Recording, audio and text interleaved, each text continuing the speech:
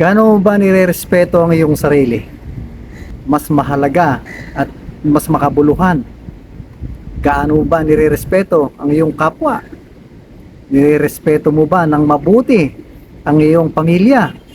Inirerespeto mo ba ang iyong asawa, ang iyong mga anak, ang iyong trabaho, at ang iyong pagkilala sa Panginoon Diyos?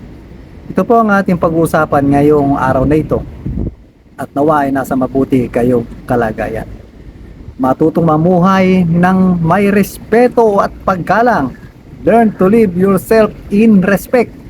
Mahalaga po ito na kailangan matutunan natin at mamuhay tayo ng may respeto at paggalang. Kailangan po, unang-una, irespeto natin ang ating sarili. Bakit po nabanggit ito? Marami po akong nakakausap at marami akong nakakadahupalag na ang sabi nila, nawawala na sila ng respeto sa sarili nila. Bakit nila sinasabi ito? Kasi marami mga failures, marami mga desisyon na hindi nagtatagumpay, at marami ring mga tao na hindi nasa kanila ay naniniwala. Kaya pati tuloy ang iyong sarili, binabanggit mo na ayaw mo nang mabuhay dahil sa salitang respeto na ito. Mga kapatid at mga magulang, tama lang tayo na minsan ay nagkakaroon ng failure o nagiging hindi successful ang ating mga desisyon, ang ating mga planuhin. Pero hindi ibig sabihin nito ay give up ka na. Hindi ibig sabihin nito mawawalan ka na ng respeto sa sarili mo.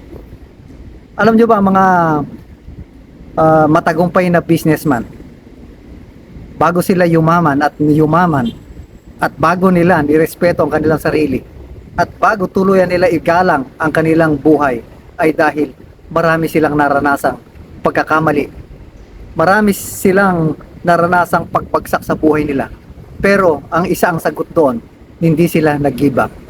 So kaya mananatili pa rin at kailangan manatili ang salitang respeto at paggalang sa iyong sarili. Pag nirespeto mo ang iyong sarili, tiyak, irerespeto ka ng iyong kapwa. So, tingnan po natin sa banal na kasulatan.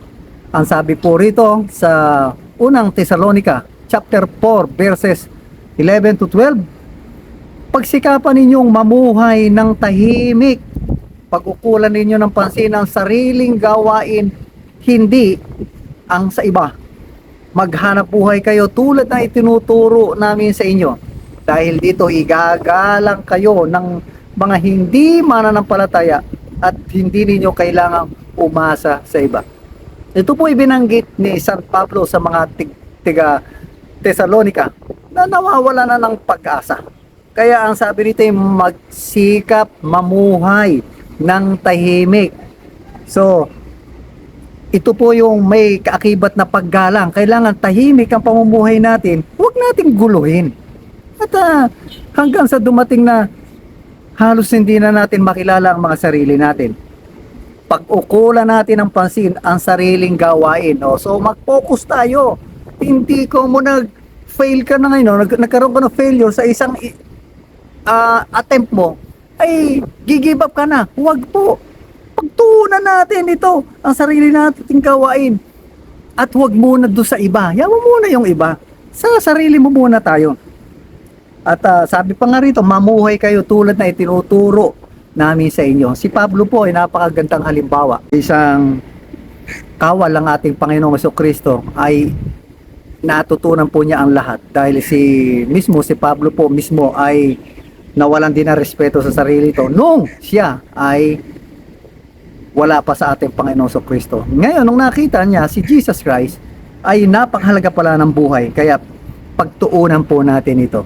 Natutunan po niya kung paano mamuhay ng tama. At yun naman po ay tinuturo para sa iba. Dahil dito, igagalang kayo. Isipin po ninyo, gustong magkaroon tayo ng respeto sa ating mga sarili. Yung ating kapwa, makikita po niya. Makikita po nila. At masasalamin po nila kung ano tayo. Kaya, hindi ka pa naman nagsasalita. Alam mo po, yung ating kapwa, bibigyan na tayo ng respeto. Kaya sa pamamagitan ng ating mga ikinikilos, ang ating mga gesture ay gumagawa na po ito ng halimbawa. Kaya tayo, kailangan mag-focus tayo, mag-stick tayo kung ano ang ating laman ng ating puso. Huwag po nating samahan po nito ng mga negatibo. Kung hindi, bigyan po natin ng paggalang. Tsak po, aani tayo ng paggalang sa iba. So, hindi po ba? Sabi pa po rito, respect at ang respeto ng paggalang, ang ibig sabihin ng respeto ay kung sino siya. Kahit ng iba ay o tinatawag natin kung sino tayo, kahit ng iba ay bigyan mo natin ng paggalang. Ang paggalang sa iyong relasyon ay nagdudulot ng tiwala. Isipin po ninyo, di ba minsan sarili na nga po natin ay itinatatwa natin. Ibig sabihin yung relasyon po natin sa ating sarili ay nawala na ng tiwala, pero binibuild po nito ang respeto, ay nagbibuild po ito ng relasyon. Pangalawa, kaligtasan. At ang pangatlo ay ang kabutihan.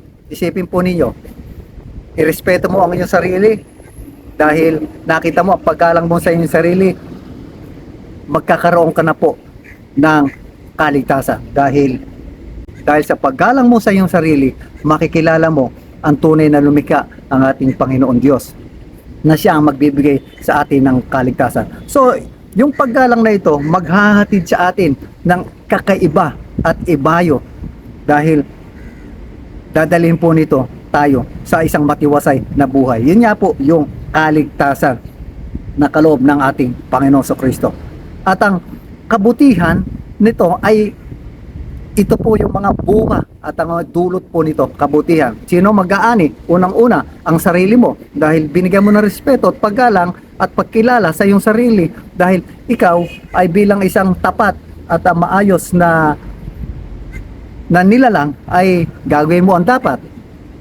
Irespeto mo ang iyong pamilyang kinabibilangan, kung ano ang kanilang mga nais na gawin patungkol sa ikalalago ng pamilya. Ikaw ngayon ay bahagi nito sa pagpapalago. Ang iyong community, ang ministeryo ng ating Panginoon Diyos, mga kapatid, napakalawak po ng magagawa.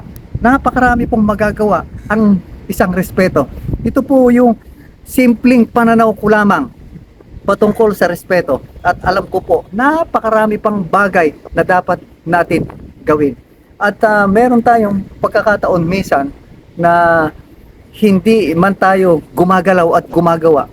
Kailangan po yung ating firm tayo sa ating attitude na ito bilang isang respeto sa sarili. Importante po yan para tayo po ay irespeto ng ating kapwa.